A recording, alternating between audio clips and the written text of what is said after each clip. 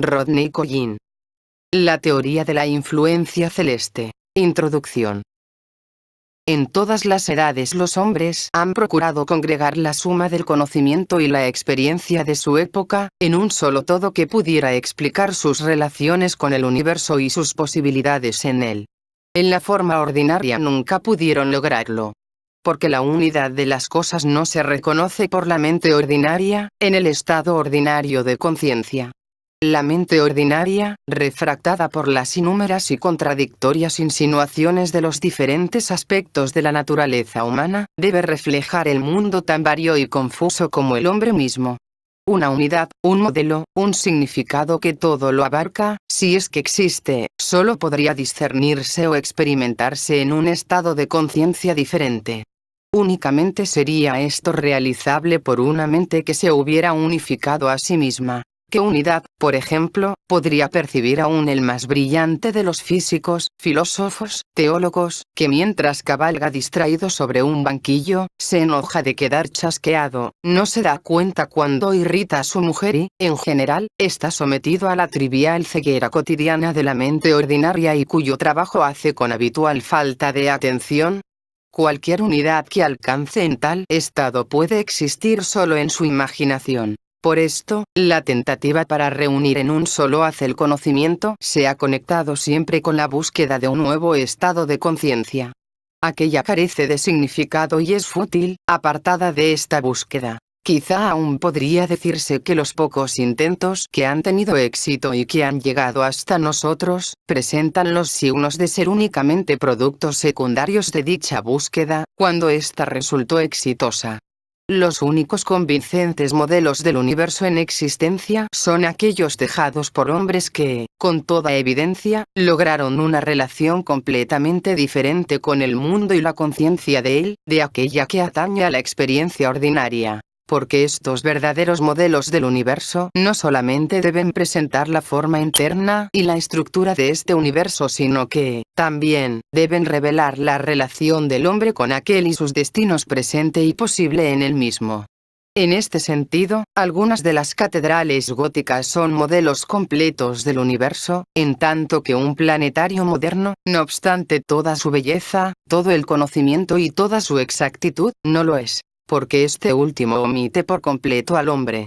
La diferencia, naturalmente, reside en el hecho de que las catedrales fueron diseñadas, directa o indirectamente, por hombres que pertenecían a escuelas para el logro de estados de conciencia más elevados y tenían la ventaja de la experiencia adquirida en estas escuelas. Mientras que los diseñadores de los planetarios son científicos y técnicos que, aunque inteligentes y calificados suficientemente en su especialidad, no pueden pretender un conocimiento particular de las potencialidades de la máquina humana con que tienen que trabajar. Concretamente, si poseemos determinadas claves para su interpretación, el hecho más sorprendente respecto a estos antiguos modelos del universo que surgen en edades, continentes y culturas muy separadas entre sí, es precisamente su semejanza. Tan profunda está que se podría hacer una muy buena defensa de la idea de que una conciencia superior revela siempre la misma verdad, basándose únicamente en el estudio comparativo de ciertos modelos del universo existentes y que parecen derivarse de aquella, por ejemplo, la Catedral de Chartres, la Gran Esfinge, el Nuevo Testamento, la Divina Comedia o, por otro lado, determinados diagramas cósmicos legados por los alquimistas del siglo XVII, los diseñadores de las barajas del tarot y los pintores de algunos iconos rusos y de estandartes tibetanos.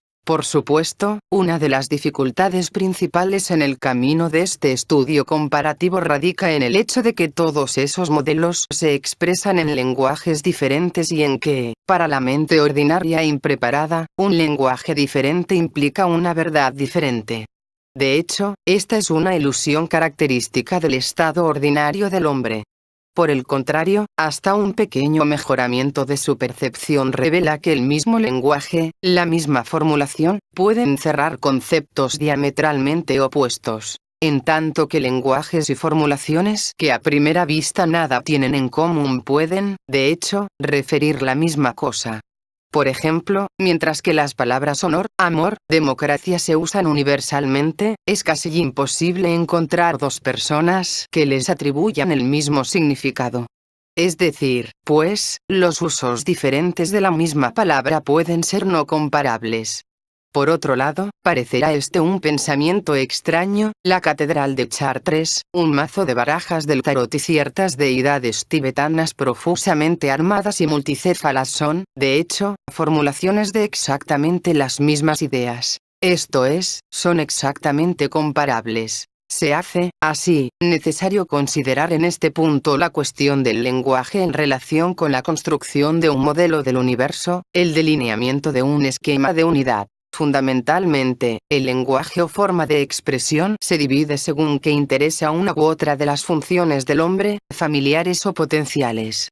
Por ejemplo, una idea determinada puede expresarse en lenguaje filosófico o científico, apelando a la función intelectual del hombre. Puede expresársela en lenguaje religioso o poético, que apela a su función emocional. Expresársela en ritos o en danzas que interesan a su función motriz. Y, todavía, puede expresársela en olores o en actitudes físicas que apelan a su fisiología instintiva. Naturalmente, los mejores modelos del universo creados por las escuelas en el pasado, aspiraban a combinar las formulaciones de lo que deseaban expresar, en muchos lenguajes, de modo de afectar a muchas o a todas las funciones al mismo tiempo y, así, contrarrestar en parte la contradicción entre los diferentes aspectos de la naturaleza del hombre, a que ya nos referimos. En la catedral, por ejemplo, se combinaron con todo éxito los lenguajes de la poesía, de las actitudes, del ritual, de la música, del olor, el arte y la arquitectura. Y algo semejante parece que se había hecho en las representaciones teatrales de los misterios de Eleusis.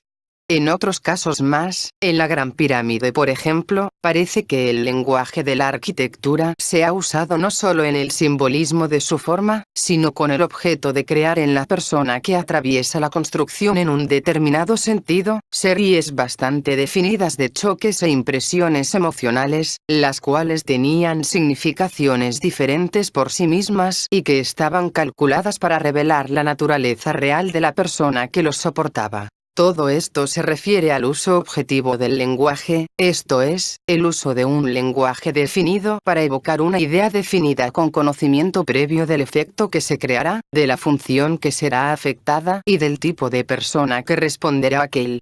Tenemos nuevamente que admitir que tal empleo objetivo del lenguaje no se conoce de ordinario, excepto, tal vez, en la forma elemental de la publicidad comercial y que su uso más alto únicamente puede derivarse, directa o indirectamente, del conocimiento adquirido en estados de conciencia más elevados. Además de estos lenguajes reconocibles por los hombres, mediante sus funciones ordinarias, hay otras formas de lenguaje que proceden y que apelan a funciones supranormales. Esto es, funciones que pueden desarrollarse en el hombre, pero de las que ordinariamente no disfruta. Por ejemplo, hay el lenguaje de una función emocional más alta, en el que la formulación tiene el poder de evocar un enorme número de significados, sean ya simultáneos o ya sucesivos. Algunas de las más exquisitas poesías, inolvidables en verdad y que, aunque cada vez revelan algo nuevo, nunca pueden comprenderse por completo, pueden pertenecer a esta categoría. Con más evidencia aún, los evangelios se han escrito en este lenguaje y, por esta razón, cada uno de sus versículos evoca a un centenar de hombres, un centenar diferente y jamás contradictorio de significados. En el lenguaje de una función emocional más alta y, en particular, en la función intelectual superior, los símbolos desempeñan papel muy importante. Se basan estos en la comprensión de verdaderas analogías entre uno y otro cosmos, en las que una forma, función o ley de un cosmos se utilizan para sugerir formas, funciones y leyes correspondientes en otros cosmos. Esta comprensión pertenece exclusivamente a una función superior o potencial del hombre y debe producir siempre una sensación de confusión y hasta de frustramiento cuando se la quiere alcanzar con las funciones ordinarias, tal como es el pensamiento lógico. Empero, grados más elevados del lenguaje emocional no requieren de expresión externa alguna y, por lo mismo, no pueden ser mal interpretados. Esta digresión acerca del lenguaje es necesaria al fin de explicar en parte la forma del presente libro.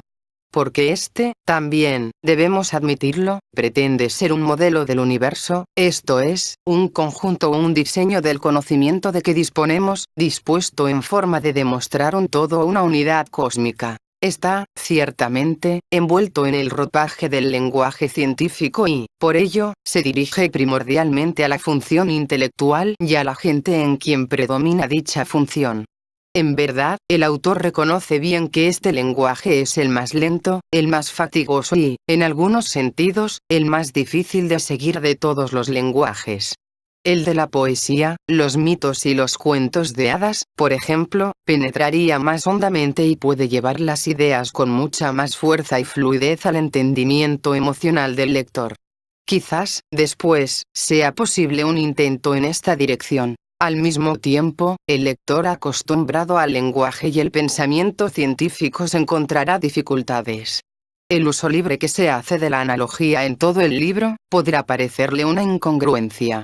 Y, para su provecho, es mejor hacer aquí una explicación lo más completa posible y un franco reconocimiento por adelantado de los defectos de este método. Dos caminos tiene el hombre para estudiar el universo.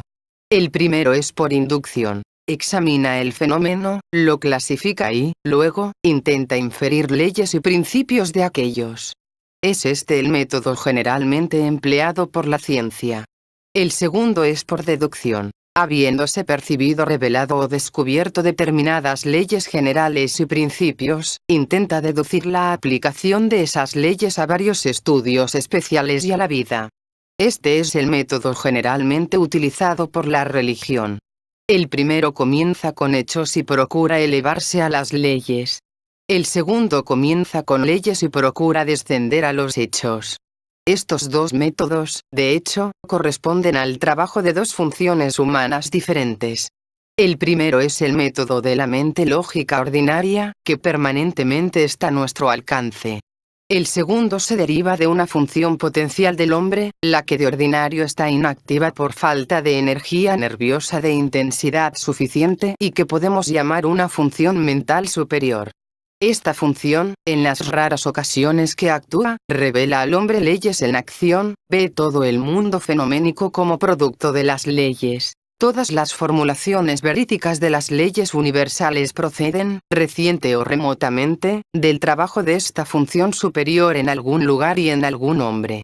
Al mismo tiempo, en la aplicación y comprensión de las leyes reveladas en grandes trechos de tiempo y de cultura, cuando tal revelación no está a su alcance, el hombre tiene que apoyarse en la mente lógica ordinaria. Esto, de hecho, se reconoce hoy día aún en el pensamiento científico.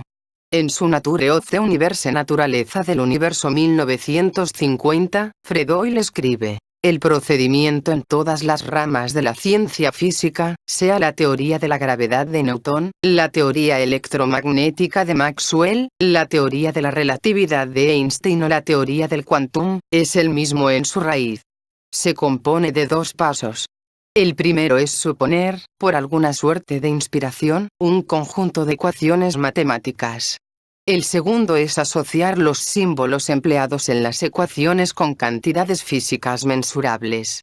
La diferencia entre el trabajo de estas dos mentes no podría haberse expresado mejor, pero es aquí donde surge la gran incertidumbre de la humana comprensión. Porque estas dos mentes nunca pueden entenderse de ordinario entre sí. Hay entre ellas una diferencia de velocidad demasiado considerable. Del modo como es imposible que se comuniquen un peón que se afana al lado del camino con una carga de leña y un automóvil que cruza velozmente a 80 millas por hora, debido a la diferencia de velocidad, así es de ordinario imposible la comunicación entre la mente lógica y una mente superior, por la misma razón. A la mente lógica las huellas dejadas por la mente superior parecerán arbitrarias, supersticiosas, ilógicas, no probadas. Para la mente superior, el trabajo de la mente lógica parecerá pesado, innecesario y olvidado del asunto fundamental. De modo ordinario esta dificultad se subsana manteniendo separados estos dos métodos, a los que se les da diferentes nombres y campos de acción diferentes. Los libros de religión o los de matemáticas superiores, que tratan de leyes y principios, se abstienen de emplear el método inductivo. Los de ciencia, que tratan de acumulaciones de hechos observados, se abstienen de presumir leyes por adelantado.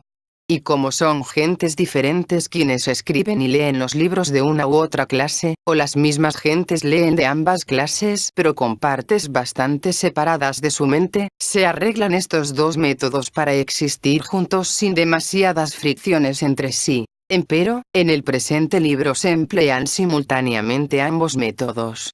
Determinados grandes principios y leyes del universo, que encontraron su expresión en diferentes países y en todas las edades, y que de tiempo en tiempo son redescubiertos por hombres individuales a través del trabajo momentáneo de una función superior, reciben franco crédito.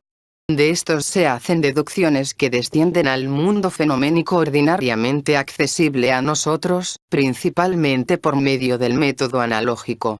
A un mismo tiempo, se hace un intento para estudiar y clasificar los hechos y fenómenos que nos rodean y, por inferencia, ordenarlos de modo que las clasificaciones conduzcan en ascenso hacia las leyes abstractas que descienden, a su vez, desde arriba. De hecho, por la razón precedente, que deriva de las diferentes funciones con velocidades ampliamente diferentes, nunca se encuentran los dos métodos.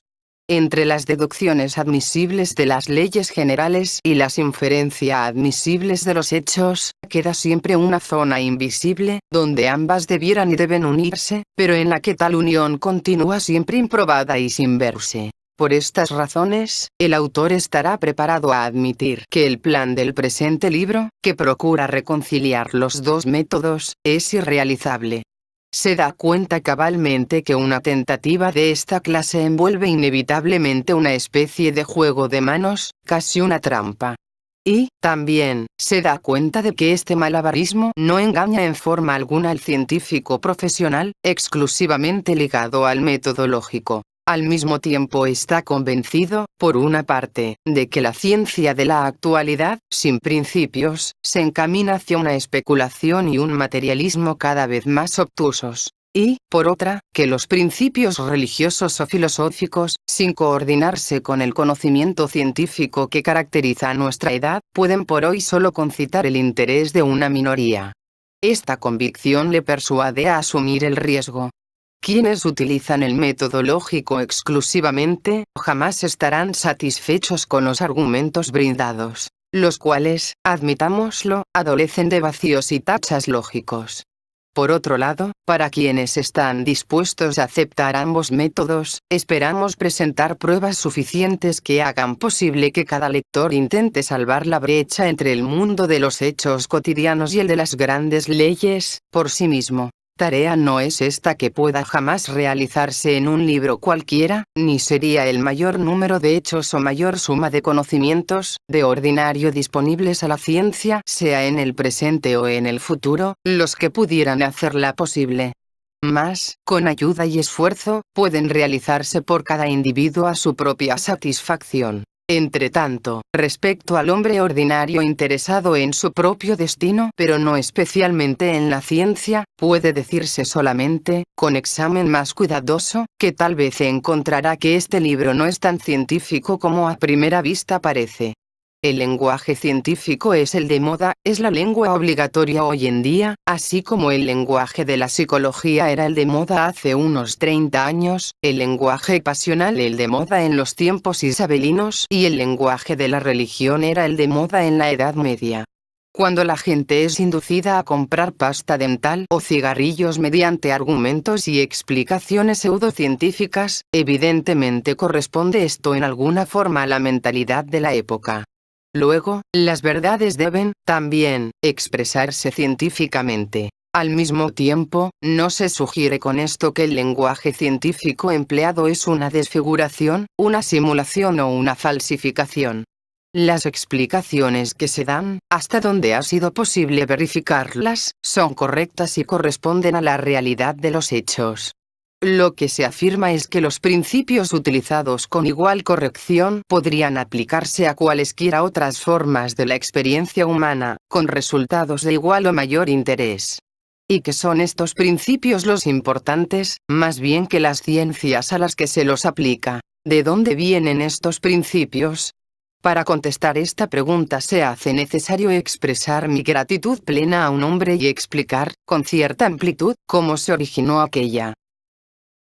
Encontré por primera vez a O en Londres, en septiembre de 1936, cuando dictaba conferencias privadas. Estas conferencias versaban sobre un sistema extraordinario de conocimiento que había encontrado, imposible de compararse con cualquier otro que antes yo había conocido. Empero, el sistema no era nuevo. Por el contrario, se decía que era muy antiguo, que siempre había existido en forma oculta y cuyas señales de tiempo en tiempo podían verse surgir en la superficie de la historia, en una u otra forma. Aunque explicaba en forma extraordinaria cosas incontables acerca del hombre y del universo, que hasta entonces parecieron inexplicables, su solo propósito, como hacía hincapié constantemente era ayudar al hombre individual a despertar a un plano diferente de conciencia. Cualquier intento de utilizar este conocimiento en propósitos distintos o más ordinarios, era descartado o prohibido. Mas, no obstante, la perfección sorprendente de este sistema en sí mismo, nunca podía separarse por entero del ser del hombre que lo exponía, el mismo o cuando alguna otra persona intentaba explicarlo, el sistema degeneraba, pendía calidad en alguna forma. Y aunque ninguno podía neutralizar por completo la gran fuerza de las mismas ideas, era claro que el sistema no podía separarse de un hombre de cierto nivel inusitado de conciencia y de ser. Porque únicamente un hombre así, podía inducir en nosotros los cambios fundamentales de comprensión y de actitud necesarios para alcanzarlo. Personalmente, me sentía en una encrucijada en aquel entonces y en la primera ocasión que vi en privado, en sus atestadas y pequeñas habitaciones de Windy Road, le dije que era escritor innato y le pedí consejos sobre los caminos que se abrían ante mí. Me dijo, con mucha sencillez: es mejor que no se comprometa mucho. Más tarde podemos encontrar algo para que usted escriba. Esto era típico de la extraña confianza inspirada por O, ya que pareciéndome una respuesta completa a mi problema, o, más bien, sentí que no tenía por qué preocuparme más de aquel, me había sido quitada de encima. De hecho, resultado de esta conversación, durante 10 años prácticamente no escribí nada. Había demasiadas cosas que hacer. Pero al cabo O cumplió su promesa. Y la mayor parte del presente libro fue escrita en los 2 meses que precedieron inmediatamente a su muerte, en octubre de 1947, como resultado directo de lo que él procuraba realizar y mostrar en ese tiempo.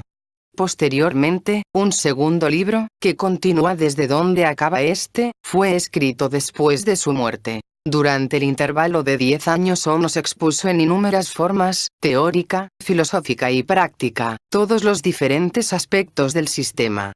Cuando yo llegué, muchos de los que lo rodeaban habían estado estudiando en esta forma, y procurando penetrar hasta el resultado por él indicado, durante 10 o 15 años y estaban capacitados para ayudar a un recién llegado como yo, a entender mucho de lo que era y de lo que no era posible.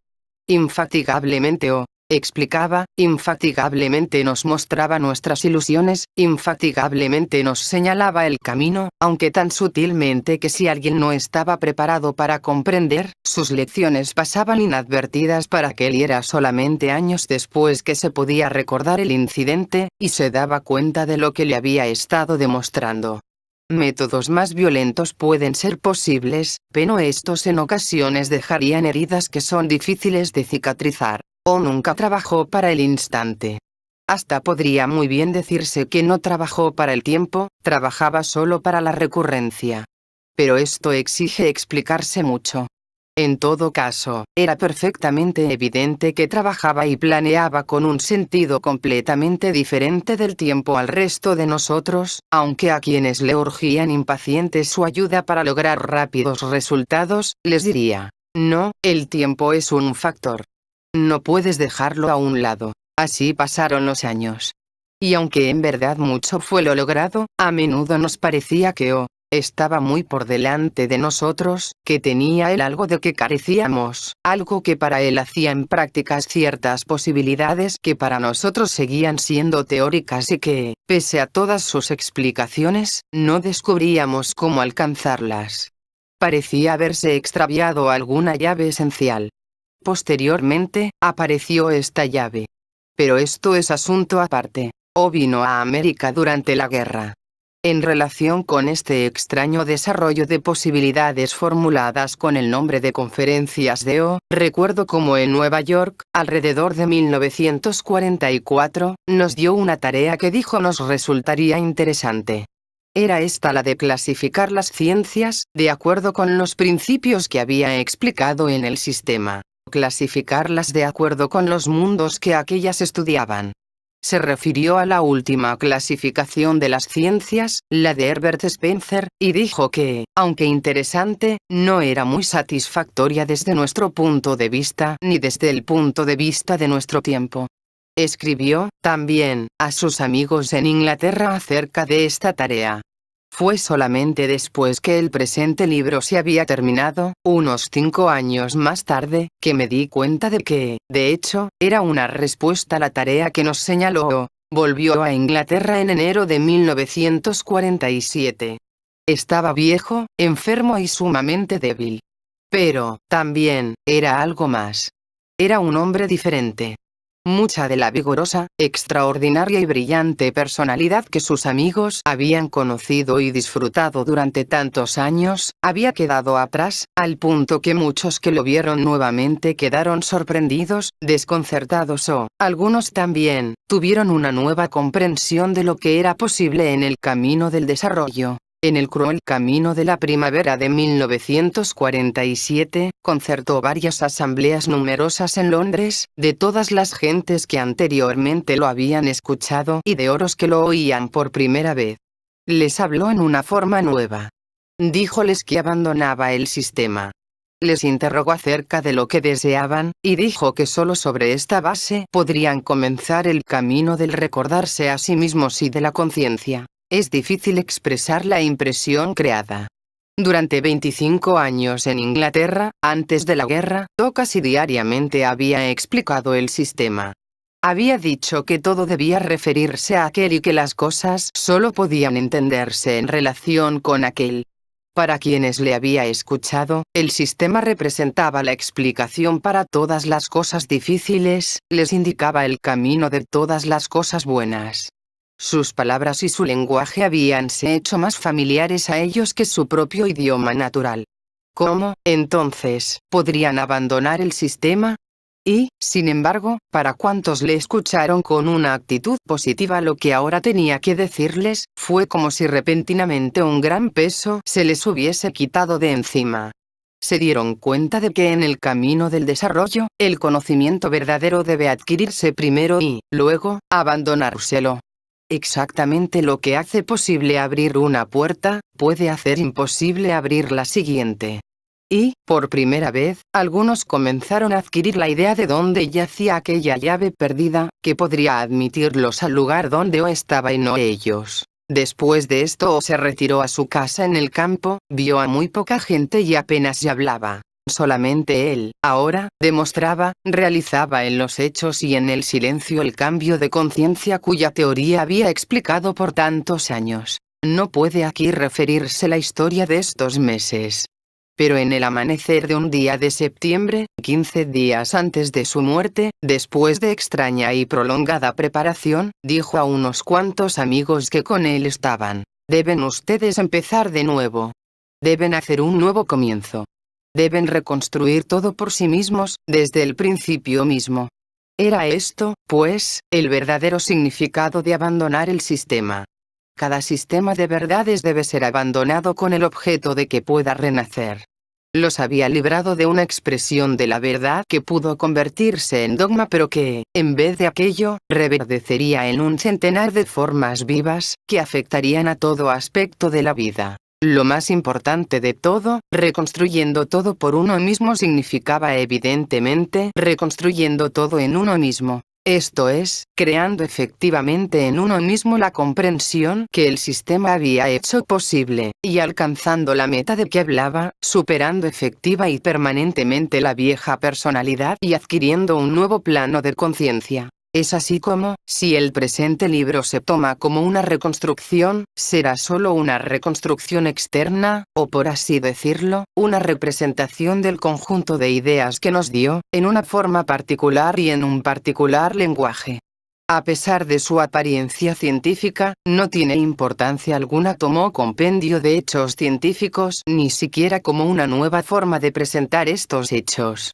Cualquier significación que pueda tener reside solamente en que procede, y no muy distante, de las percepciones reales de una conciencia superior, y en que indica un sendero por el cual tal conciencia puede alcanzarse de nuevo. R.C. Line, agosto de 1947. México, octubre de 1951.